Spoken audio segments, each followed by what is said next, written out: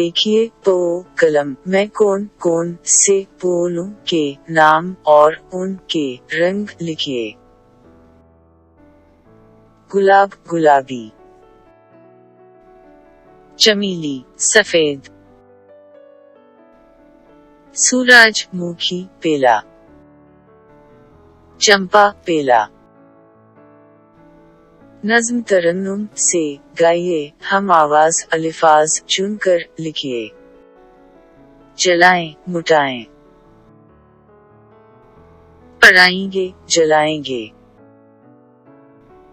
चमन लगन, राज़दा आशियां, बनाएंगे बढ़ाएंगे। इबारत पढ़िए और सवालों के जवाब लिखिए।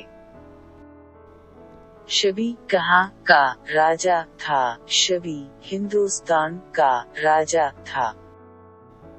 शबी कैसा राजा था? शबी इंसाफ पसंद और रहम दिल राजा था। राजा शबी किसके साथ दरबार में बैठा हुआ था? राजा शबी अपने वजीरों के साथ दरबार में बैठा हुआ था।